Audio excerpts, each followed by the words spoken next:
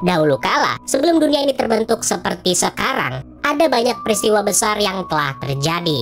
Namun dari sekian banyak, ada satu peristiwa yang menceritakan kisah yang telah menjadi mitos selama ribuan tahun, yaitu pada saat seluruh dunia masih diperintah oleh sosok Dewa Banteng yang merupakan dewa terkuat di antara para dewa yang lainnya.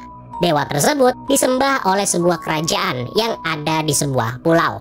Selama menyembah sang dewa, bertahun-tahun kerajaan itu kemudian berubah menjadi jahat dan serakah. Bahkan semua orang yang ada di kerajaan sudah tidak mengenal lagi yang namanya batas dan pikiran rasional. Karena mereka semua hanya menginginkan kekuatan yang pada akhirnya para manusia itu memiliki sebuah ide yang mengerikan, di mana mereka lalu menawarkan seorang ratu kepada sang dewa Banteng demi melahirkan makhluk yang sempurna. Dari hubungan aneh itu kemudian lahirlah makhluk mengerikan yang hidup dari darah ibunya yang meninggal setelah melahirkannya. Namun seiring pertumbuhannya, rasa laparnya pun kini juga semakin besar. Demi mengendalikannya, binatang itu kemudian ditempatkan di dalam labirin. Dari sana, sebuah aturan lalu diciptakan setelah terjadi pembunuhan kepada pangeran oleh salah satu desa yang dicurigai sebagai tempat persembunyian si pelaku. Peraturannya adalah setiap 3 tahun sekali, 8 anak muda dari desa tersebut akan dibawa ke labirin untuk dikorbankan kepada binatang buas itu sebagai hukumannya. 8 youths would be taken and sacrificed to the beast. Sebelum pengorbanan yang kelima kalinya, adegan kemudian pindah ke sebuah desa, di mana 2 orang pemuda yang bernama Theo dan juga Danu terlihat sedang menggiring sekawanan domba. Nah, di sini tanpa sengaja, mereka berdua melihat seorang penderita kusta di kejauhan. Bagi Danu, munculnya orang kusta adalah sebuah pertanda buruk yang akan datang menimpa mereka.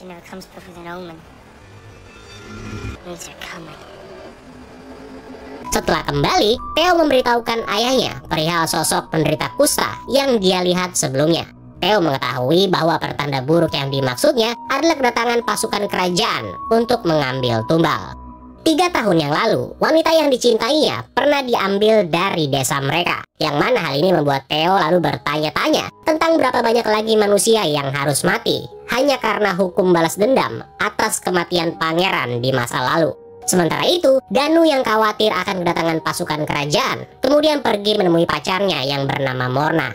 Di sisi lain, ayahnya Theo selaku pemimpin di desa ini lalu mengumpulkan beberapa orang demi membahas apakah mereka harus melawan jika pasukan kerajaan datang ke desa ini. Dalam pembicaraan tersebut, semua orang tampak tidak berani untuk melakukan perlawanan. Terlebih lagi, beberapa di antara mereka malah mempertanyakan kenapa selama ini Theo tidak diserahkan sebagai bagian dari 8 anak muda yang akan dikorbankan. Namun ternyata Theo sengaja tidak pernah ditumbalkan karena sang ayah sudah mempersiapkan Theo sebagai pemimpin desa mereka yang baru. Nah, suatu pagi, Theo yang baru aja bangun melihat beberapa serigala yang sedang memangsa domba-domba peliharaannya. Theo yang marah lalu mencoba mengejar seekor serigala itu. Namun begitu berada di suatu area, Theo sempat berhenti ketika dia melihat tanda aneh yang terukir di sebuah pohon. Di saat yang bersamaan, sesosok orang kusta terlihat di sebuah goa yang gak jauh dari tempat dia berdiri. Di dalam goa itu, Theo menemukan sosok tersebut yang merupakan seorang wanita tua bersama dengan seekor serigala. Theo kemudian bertanya tentang tanda yang ada di pohon, yang rupanya tanda tersebut sama dengan setengah medali miliknya, di mana setengahnya lagi adalah milik pacarnya yang telah dibawa oleh pihak kerajaan 3 tahun yang lalu. Wanita tua itu lalu mengatakan kalau pacarnya Theo yang dibawa pada waktu itu sebenarnya tidak dikorbankan dan selama ini masih berada di labirin. Mengetahui hal tersebut, Theo sama sekali tidak mempercayainya. Namun sebelum dia pergi, si wanita tua itu mengatakan bahwa jika Theo mau menyelamatkan pacarnya, maka dia harus membunuh makhluk yang dikenal sebagai Minotaur. Keesokan harinya, Theo dibangunkan oleh ayahnya yang memintanya supaya menyembunyikan domba peliharaan mereka di pegunungan agar tidak diketahui oleh para prajurit yang akan segera tiba. Di momen ini, Theo menceritakan pertemuannya dengan wanita misterius yang ada di dalam goa, termasuk Theo yang diminta untuk mengalahkan monster banteng. Sang ayah yang mendengarnya seketika menjadi marah dan menjelaskan bahwa apa yang diceritakan oleh wanita itu merupakan sebuah kebohongan. Karena biar bagaimanapun juga, monster banteng itu adalah dewa yang tidak dapat dibunuh oleh manusia.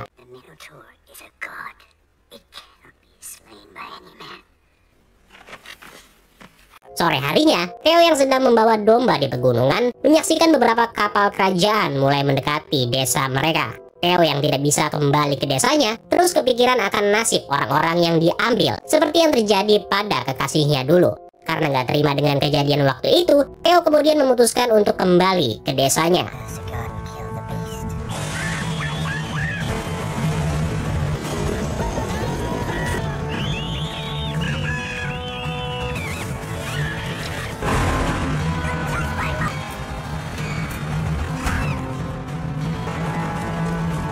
Begitu sampai, Theo yang menyaksikan para prajurit sudah berhasil membawa 8 anak muda, lalu mencoba mengalihkan perhatian salah satu penjaga demi menggantikan seorang wanita. Dari kejauhan, ayahnya Theo hanya bisa menyaksikan para pemuda yang dibawa pergi, yang tanpa dia sadari kalau putranya sendiri ada di antara mereka.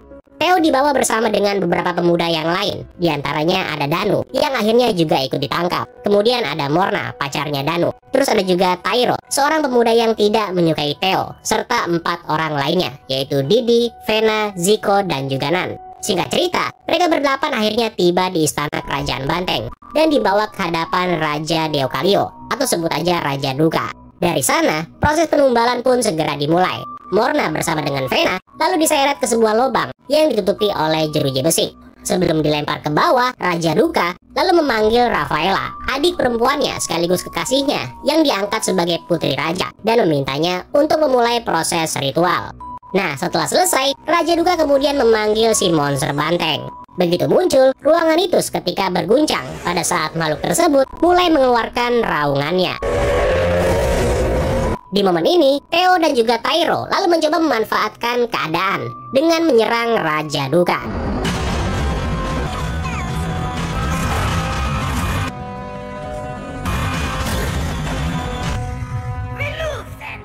Nah, karena proses penumbalan telah gagal, kedelapan pemuda itu lalu dimasukkan ke dalam penjara. Sementara itu, sang putri diam-diam memerintahkan salah seorang pelayannya untuk membawa Theo kepadanya. Rafaela rupanya sudah diperingatkan oleh wanita tua penderita kusta yang sama perihal kedatangan Theo di kerajaan ini.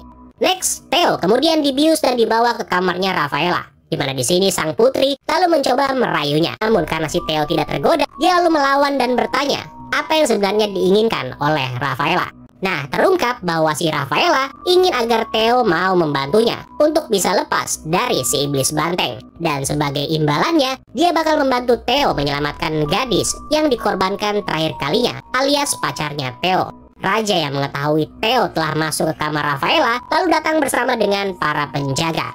Theo sempat melakukan perlawanan, namun dia akhirnya berhasil dibius dan diikat di atas lubang labirin. Dari sana, Theo dan teman-temannya lalu dibuang di beberapa lubang, di mana ketika sudah berada di labirin, salah satu dari mereka yang bernama Nan langsung dilahap oleh monster banteng.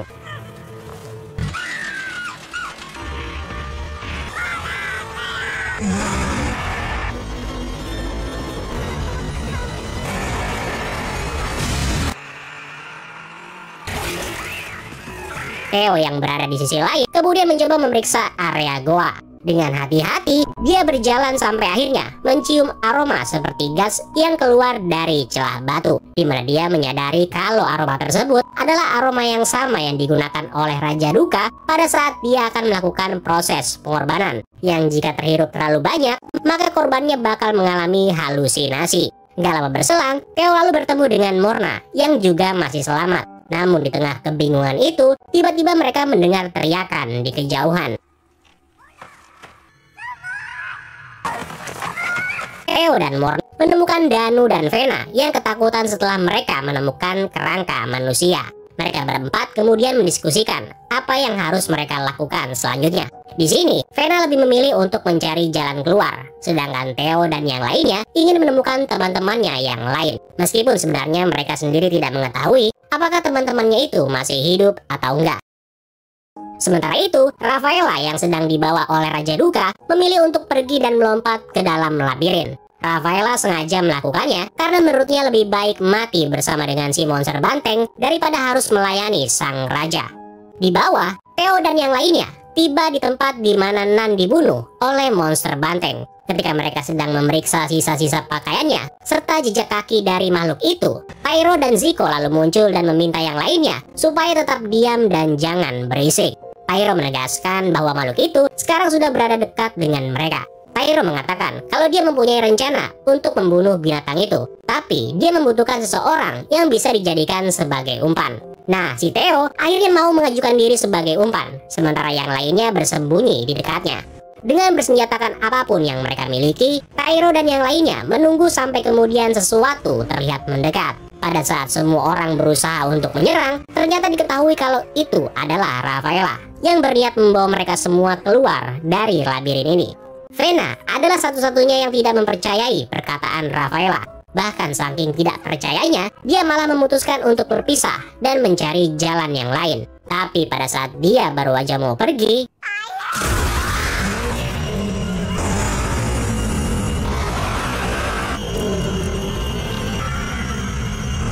sementara itu, Rafaela yang berusaha menuntun Theo dan teman-temannya menuju pintu keluar, kemudian menemukan Didi yang terlihat pingsan. Setelah tersadar, mereka lalu kembali melanjutkan perjalanan ke arah pintu keluar, yang mana pintu keluarnya berada tepat di area di mana si monster itu beristirahat. Nah, sialnya, pelayan Rafaela yang harusnya membuka pintu tanpa diduga dipergoki oleh Raja Ruka. Ketika keadaan sudah mulai panik, Theo dan yang lainnya kemudian mendengar suara dari makhluk itu yang mulai mendekat ke arah mereka.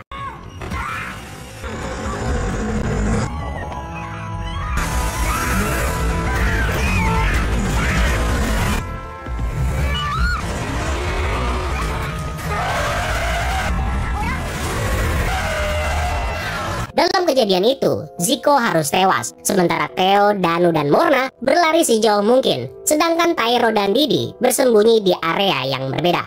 Kembali ke Theo dan yang lainnya, yang terus berjalan tanpa tujuan, di mana mereka bertemu dengan seorang pria yang bernama Turak. Nah, Turak ini merupakan salah satu korban tumbal yang selamat dari monster banteng.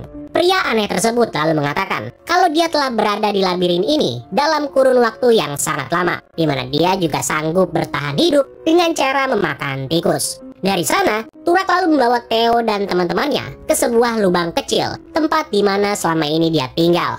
Di antara bebatuan, Turak menunjukkan kepada mereka sebuah denam mini yang telah dia buat selama bertahun-tahun, yang mana hal itu jugalah yang membuat Turak ini berkelakuan seperti orang stres. Sementara itu, Rafaela yang ternyata juga masih hidup terlihat sedang berjalan ke arah suara Raja Duka yang sedang berteriak dari singgasananya. Raja Duka rupanya ingin makhluk itu segera mengembalikan Rafaela. Karena itu tanpa pikir panjang, Raja Duka langsung membuka pintu menuju ke labirin.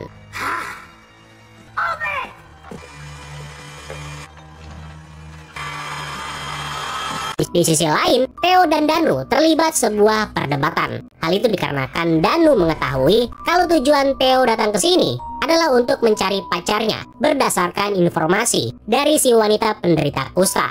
Nah, suara berisik yang mereka timbulkan rupanya malah menarik perhatian makhluk mengerikan itu yang sekarang mulai mendekati tempat mereka berada.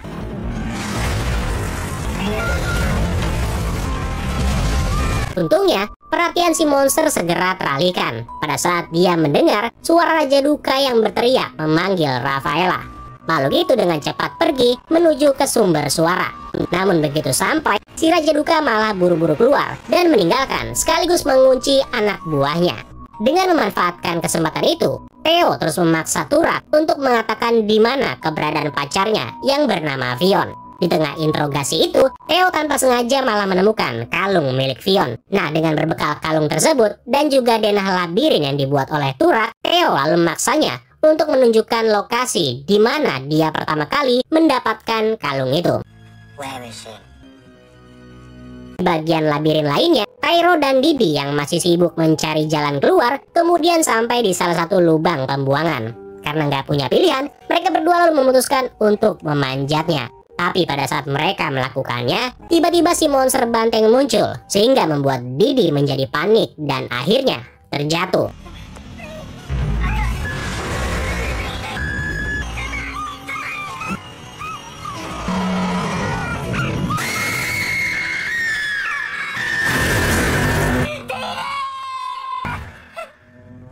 Sementara itu, Theo yang mulai melakukan pencarian terhadap kekasihnya, kemudian tiba di suatu titik. Pada saat berada di sini, Theo mendengar suara Vion yang memanggil namanya. Gak berapa lama setelahnya, Theo dikejutkan dengan kemunculan Vion tepat di belakangnya. Dengan cepat Theo pun segera berlari untuk memeluknya. Namun sial, kegembiraannya ini harus hilang ketika Theo menyadari bahwa Fion memang telah meninggal sejak lama.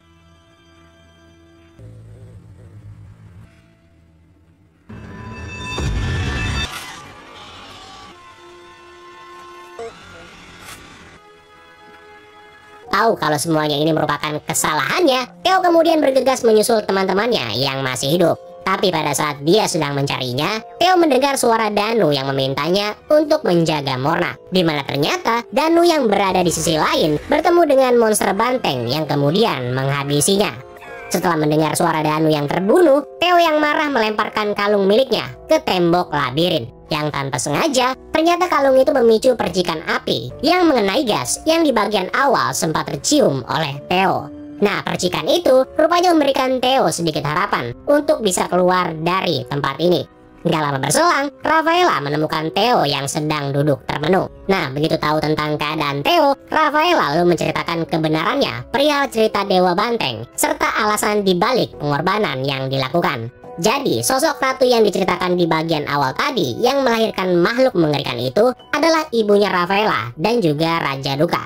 Tapi pada suatu ketika, makhluk itu pada akhirnya membunuh saudara mereka, alias sang pangeran di masa lalu. Nah, untuk menyembunyikan rasa malu, mereka lalu membuat kabar bohong di mana pelakunya adalah seseorang yang berasal dari desa tempat di mana Theo tinggal. Yang kemudian dari sana dibuatlah aturan untuk mengorbankan anak-anak muda dari desa tersebut. Demi membalas rasa bersalahnya, Rafaela kemudian meminta wanita kusta untuk mencari seorang pemuda yang bisa mengalahkan monster banteng. Hal itu dia lakukan karena dia percaya kalau makhluk itu bukanlah dewa yang tidak bisa dikalahkan seperti yang diceritakan oleh orang-orang. Setelah mengetahui kebenarannya, Theo bersama dengan Rafaela kemudian mencari dari mana sumber gas itu berasal, di mana mereka berencana untuk membakar makhluk itu.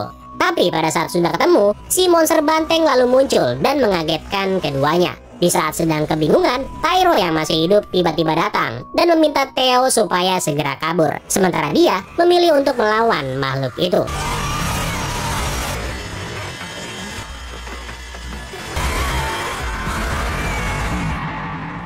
Theo yang gak mau meninggalkan temannya kemudian meminta kepada Rafaela supaya bersembunyi di dalam sebuah kubangan air. Namun ketika Theo sudah kembali lagi, dia hanya bisa menyaksikan Tyro yang telah tewas. Dari sana, Theo lalu berdiri tepat di depan sumber gas, di mana dia kemudian memanggil si monster ke arahnya, yang dengan cepat makhluk itu pun langsung menyerangnya.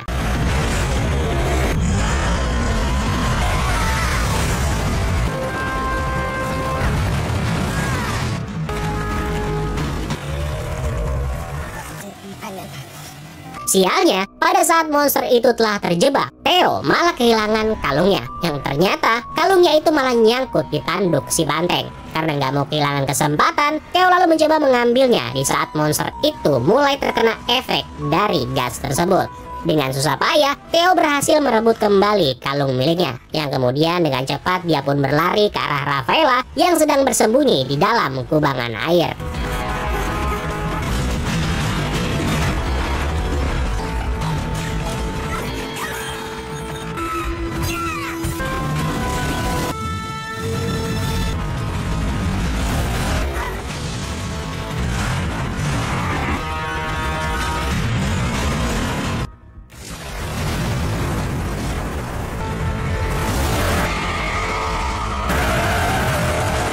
Saking kuatnya ledakan itu, sampai membuat ruangan Raja Duka yang ada di atas menjadi hancur lebur. Yang mana hal itu juga membuat Raja Duka menjadi terluka parah setelah dia terjatuh dan terkena patung Dewa Banteng. Sementara itu, Theo dan Rafaela yang berhasil selamat kemudian mendapati kalau rupanya makhluk itu masih hidup meskipun mengalami luka yang sangat parah. Nah, dengan memanfaatkan patahan tanduk yang ada di dekatnya, Theo dengan cepat mengambilnya. Sehingga begitu makhluk tersebut menyerang,